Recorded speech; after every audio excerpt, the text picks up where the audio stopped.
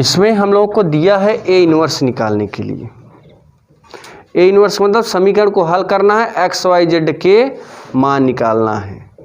कोई भी सवाल हो, कोई भी सवाल, पहले उसे समझा करो कि इसमें दिया क्या है, निकालना क्या है। अगर जिस दिन क्वेश्चन में ये समझ में आ गया कि इसमें दिया क्या है, निकालना क्या है, तो वो क्वेश्चन 50% ऐसे ईजी हो जाती है। 50% पकड़ ये बनाओ कि इसमें दिया क्या है और निकालना क्या है। जितना ज़्यादा आप क्वेश्चन को सॉल्व करेंगे उतना ही अच्छा आपका एक एक्सपीरियंस बनेगा, ठीक है ना। चाहे वो एक टीचर हो, चाहे वो एक स्टूडेंट हो, दोनों के लिए है ये। करत करत अभ्यास से जड़मति हो सुजान, रसरी आवै जात से सिल पर पड़े निशान।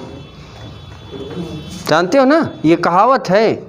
अभी देखिए कुआं में आप देखेंगे जो घिरनी बनी होती है वो लकड़ी की होती है। पुराने ज़माने लकड़ी की, अब तो लोहे की बना दिए हैं। अब मान लीजिए कुआं वाला प्रचलन ख़त्म है, बहुत जो अभी पिछड़े इलाके हैं वहीं पे कुआं का पानी पीते हैं, नहीं तो कुआं का लगभग बंद ही है। फिर भी अभी बहुत सारे इलाकों में कुआं का पानी पीते हैं। अब देखिए तो उस पे जो घिरनी थी, घिरनी पे रस्सी चलते चलते घिरनी को धीरे धीरे क्या कर जाती, चाट जाती है। यानी वो रस्सी उस घिरनी पे कितनी बार चली, इतनी बार चली कि धीरे धीरे वो क्या हो गई, ख़त्म। ऐसे एक स्टूडेंट के अंदर होना चाहिए, इतनी ज़्यादा सवाल को लगा ले कि फिर 6-7 महीना तो उसको रिवीजन करने की ज़रूरत ही ना पड़े। इस तरीके के आपके अंदर लगन होना चाहिए किसी भी क्वेश्चन के प्रति, ठीक है ना। तो जितनी आप सवाल को जितनी बार लगाएंगे उतना एक उसमें से नया कुछ नया ज़रूर मिलेगा। कोई भी सवाल आप लगाइए, कोई भी डिफिनीशन याद करिए, अगर गहराई से याद किए हैं, रटे नहीं हैं, समझ के, तो उसमें से आप एक नया चीज़ ज़रूर पाएंगे। और सब ऐसी उड़ान डकान में याद करोगे तो कभी नया नहीं मिलेगा, पूरा रटा रटा रहेगा, बाद में भूल जाओगे।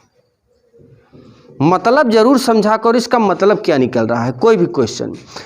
यहाँ देखिए इसमें हम लोग को एक्स वाई जेड का मान निकालना है। शुरू के हम अभी कई सवालों में 7 से 8 सवालों में हमने एक्स वाई जेड के मान निकालना आसानी से सीख गया। सेम वैसे ये भी लगेगा। तो सबसे पहले यहाँ पे ए क्वेश्चन में दिया गया है और वो कहाँ से निकाले हैं, यहीं से।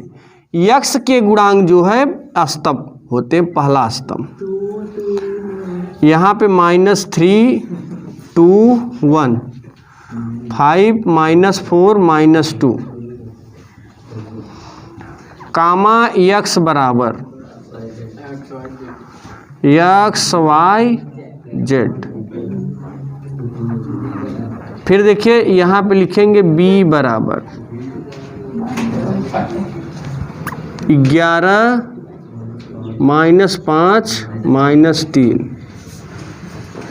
एक चीज़ हमेशा ध्यान दें, पहला पंक्ति पहला स्तंभ यहाँ पे 2 और ये जैसे ही छोड़े क्या बचेगा, ये बचेगा। यहाँ पे कैंची काट गुणा करेंगे। देखो इसका इसमें गुणा करें, फिर माइनस लगाएंगे, फिर इसका इसमें गुणा करें, कोष्टक बंद। 2 दूनी 4 और -4, फिर सूत्र का माइनस, 1 चौके 4 -4 और यहाँ माइनस +4। फिर देखो पहला पंक्ति पहला स्तंभ स्टेप चलेगा, फिर माइनस लगा देते हैं। अब पहला पंक्ति दूसरा स्तंभ का पहला मान क्या है, -3, तो यहाँ -3 कोष्टक में ऐसे, फिर दूसरा का कोष्टक। पहला पंक्ति दूसरा स्तंभ छोड़ेंगे, क्या बचेगा, ये और ये बचेगा। कैंची काट गुणा इसका इसमें, 3 दूनी 6 -6 सूत्र का माइनस, 1 चौके 4 -4 माइनस प्लस, फिर सूत्र का पॉजिटिव। पहला पंक्ति तीसरा स्तंभ 5, पहला पंक्ति तीसरा स्तंभ ये बचेगा, कैंची काट गुणा 1 का 3 में, 1 का 2 में, ये देखिए ये और ये कैंसिल आउट, क्या बचेगा यहाँ पे, ये माइनस माइनस प्लस, 6 में से 4 गई -2, 5 गुणे 1, 3 में से 2 निकाला 1, 5। देखो ये तो 0 हो गया, 3 दूनी 6 -6 प्लस 5 बराबर -1 इज नॉट इक्वल टू 0, अतः ये संगत है। अब ये इनवर्स निकालने के लिए हम लोग को a11 चाहिए, -1⁻², डायरेक्टली हल करेंगे। पहला पंक्ति पहला स्तंभ छोड़िए, a11 का मतलब पहला पंक्ति पहला स्तंभ छोड़ दीजिए, ये बचेगा। इसका इसमें -4 माइनस, इसका इसमें करोगे -4 माइनस माइनस, तो ये हो जाएगा 0 कट के a12 -1 के पावर 3, पहला पंक्ति दूसरा स्तंभ, पहला पंक्ति दूसरा स्तंभ यहाँ पे छोड़ देंगे, पहला पंक्ति दूसरा स्तंभ छोड़ देंगे, ये और ये बचेगा, कैंची काट गुड़ा, 3 दूनी 6, फिर सूत्र का माइनस, 1 चौके 4, -4 माइनस माइनस प्लस। अब देखिए -1 के पावर 3 है तो माइनस होगा, 6 में से 4 निकालेंगे -2 बराबर माइनस माइनस प्लस 2 हो जाएगा। सब लोगों का क्लियर है। अब आगे देखिए a13 निकालेंगे, a13 के लिए -1 के खाते पहला पंक्ति तीसरा स्तंभ, देखो पहला पंक्ति तीसरा स्तंभ छोड़ दीजिए, ये और ये बचेगा, 1 तिक्के 3, 1 दुक्के 2, -1 के पावर 4 यानी +1, 3 में से 2 घटाएंगे 1,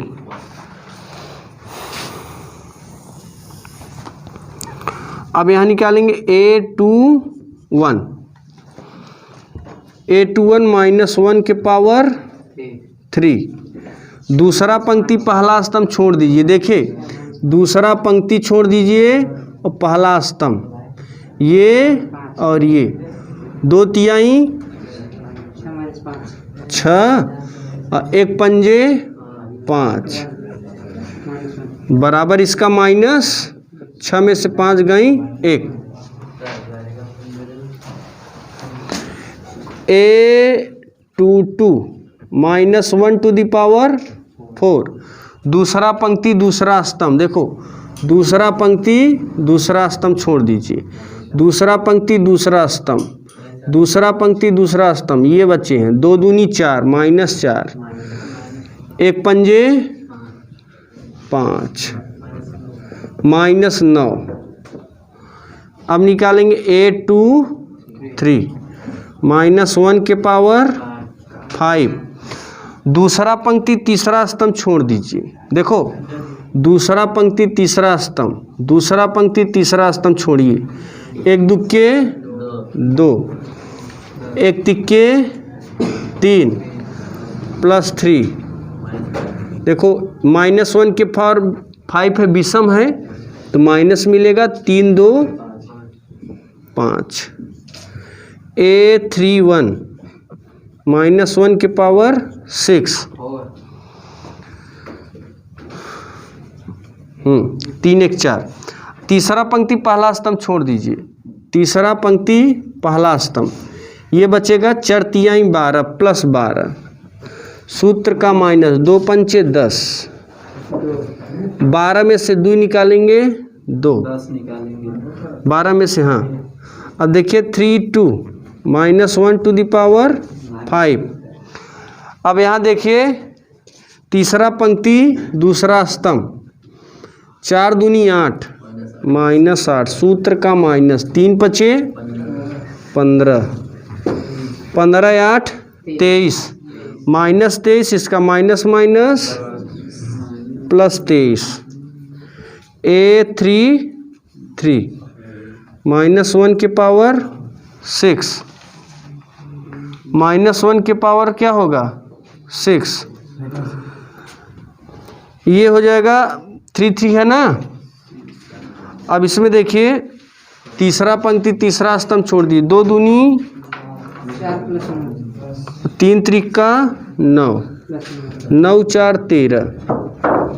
ये देखिए हमारे पास ये मिल गया। अब हम लोग यहाँ पे क्या लिखेंगे, सी पहले निकालेंगे।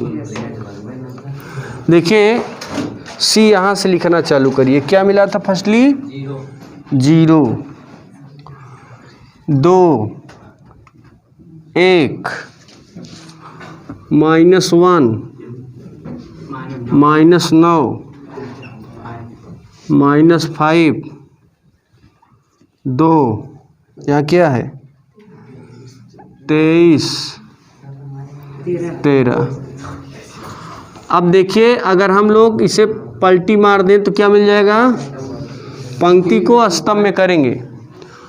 पहले पंक्ति को पहले स्तंभ में 0 2 1 -1 -9 -5 2 23 13। तो ये सी डैश है। अब निकालना है ए इनवर्स बराबर 1/mod ऑफ सी डैश। देखो जरा यहाँ पे 1/, मॉडुलस ऑफ ए की वैल्यू क्या है हमारे पास, -1, और सी डैश की 0 -1 2 2 -9 23 1 -5 13। यहाँ देखिए ऊपर नीचे माइनस का गुणा करेंगे तो यहाँ हो जाएगा क्या, देखो यहाँ माइनस हो जाएगा यहाँ, और इस माइनस का गुणा कहाँ कर देंगे, डायरेक्ट देखो अंदर कर दे रहे हैं हम लोग। तो ये 0 0 ही रहेगा, ये -2 -2 + 9 23 -1 + 5 -13। ये हो गया हमारा ए इनवर्स। अब हम लोग सूत्र का प्रयोग करेंगे, कैपिटल X = कैपिटल X यहाँ लिखा करो, स्मॉल x नहीं, क्योंकि स्मॉल x जो है ना यहाँ पे अचर होते हैं। A inverse into B, capital X की वैल्यू हमारे पास ऑलरेडी उपलब्ध है XYZ। ए इनवर्स की वैल्यू ये है, ये सूत्र है, याद रखिएगा। क्लियर है। अब देखिए यहाँ पे ए इनवर्स की वैल्यू 0 1 -2 -2 9 -23 -1 5 -13। और बी की वैल्यू क्या है, यहाँ पे देखिए अचर है 11 -5 -3। XYZ पहली पंक्ति का पहले स्तंभ में करो, 0 का 11 में 0 प्लस सूत्र का 1 का इसमें करोगे -5 माइनस माइनस 2 तिहाई +6। एक एक स्टेप आसानी से करते रहिए। दूसरी पंक्ति का पहले स्तंभ में, अभी इसका इसमें किए तो ये आ गया, अब इसका इसमें करोगे 11 दूना 9 पचे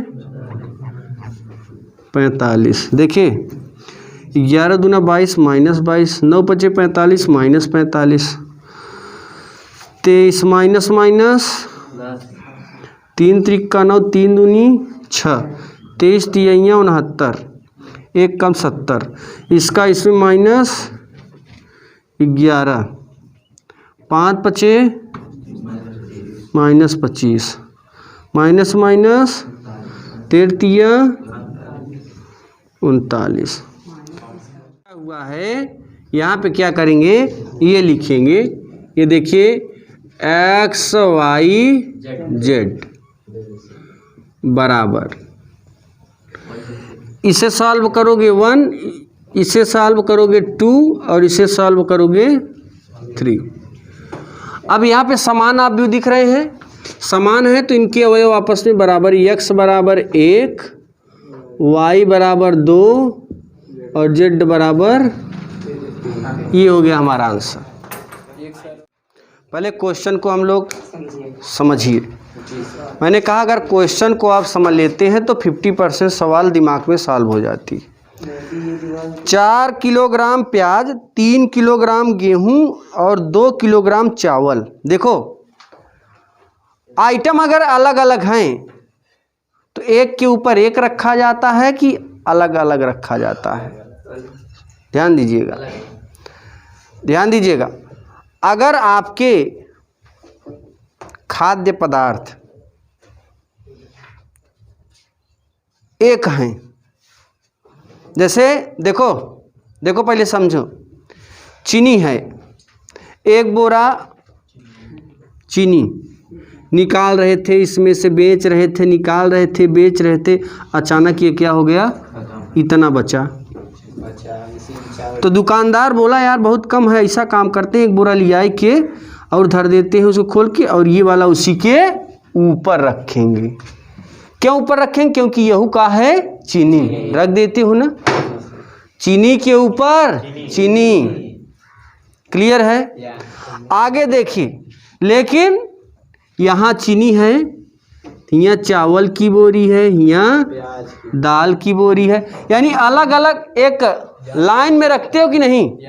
अलग अलग अगर खाद्य पदार्थ है तो उसको एक लाइन में, एक ही है तो उसी के ऊपर। क्लियर है? अगर अलग अलग है तो उसको पंक्ति में, एक ही है तो उसी के स्तंभ में लिखेंगे। अब जरा देखिए, 4 किलोग्राम प्याज, 3 किलोग्राम गेहूं, 2 किलोग्राम चावल, सब अलग अलग रखेंगे, पंक्ति में रखेंगे। 60 रुपये है। 2 किलोग्राम प्याज, 40 किलोग्राम गेहूं और 6 किलोग्राम, 4 किलोग्राम गेहूं और 6 किलोग्राम चावल का मूल्य कितना है? 90। अब देखो, अगर हम लोग प्याज का दाम x रुपया मान ले, कै रुपया? गेहूं का दाम y रुपया और चावल का दाम z रुपया। बात को समझिएगा। अब पूरा टोटल कितना है? 1 किलो अगर आटा 20 रुपए में मिल रहे हैं तो 2 किलो आटा कै रुपए में? 40 होंगे। अब जरा सोचो, बात को समझिएगा। 4 किलोग्राम प्याज, कै किलोग्राम? 4 किलोग्राम। 4 किलोग्राम प्याज है, 4 किलो प्याज है, 3 किलो गेहूं है और 2 किलो चावल है। इस टोटल का दाम कितना है? 60 रुपये। टोटल का दाम कितना है? 60। अब यहाँ पे हम मानेंगे, देखिए, माना प्याज का मूल्य, प्याज का मूल्य बराबर x रुपया। दूसरका का है भाई गेहूं, गेहूं का मूल्य बराबर y रुपया। और का है थे? चावल का मूल्य, धान से निकला चावल का मूल्य बराबर z रुपया। क्लियर है? किसी को कोई प्रॉब्लम नहीं है? 4 किलो प्याज, देखो कै किलो? 4 किलोग्राम प्याज। 1 किलोग्राम अगर x रुपया में है तो 4 किलोग्राम 4x में, ठीक है। धान, आगे देखो, 3 किलोग्राम गेहूं, 3 किलोग्राम गेहूं का मूल्य कितना है? तो 3y। फिर है 2 किलोग्राम बराबर कै रुपए में टोटल? कोई दिक्कत वाली बात? कोई दिक्कत वाली बात है क्या? किसी को कोई प्रॉब्लम नहीं होनी चाहिए, क्योंकि यहाँ पे सब डिफरेंट हैं। आगे देखिए, अब ऐसे हम कुतुआ में लिख लेंगे। 2 किलोग्राम प्याज 2x, धान 4 किलोग्राम गेहूं 4y, धान 6 किलोग्राम चावल 6z। टोटल कितने मिल रहा है? 90 में। समीकरण 2। आगे देखिए, 6 किलोग्राम प्याज 6x plus 2 kilogram 2i 3z बराबर कितना है 70। अब देखो आगे देखिए, इसमें 3 क्वेश्चन दिए गए हैं। कई क्वेश्चन 3। यहाँ पे तीनों क्वेश्चन लगाने के लिए सबसे पहले यहाँ पे ए इनवर्स क्या निकालना पड़ेगा, एक्स वाई जेड का मान।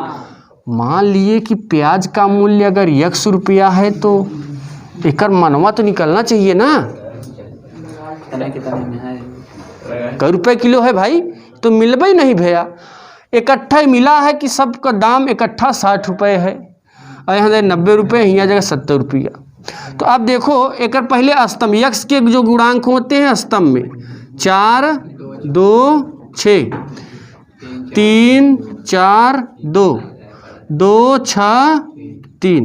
क्लियर है। अब यहाँ देखिए यक्स बराबर क्या लिखेंगे, एक्स वाई जेड, फिर अचर कैपिटल बी, यहाँ पे हो जाएगा 60 90 70। देखिए अब ध्यान दीजिएगा। अब इसमें देखिए क्वेश्चन 3 ठो दिया गया, 3 4 ठो। पहला देखो, पहला small x small y small z के गुणांकों का प्रयोग करके एक आव्यूह बनाइए।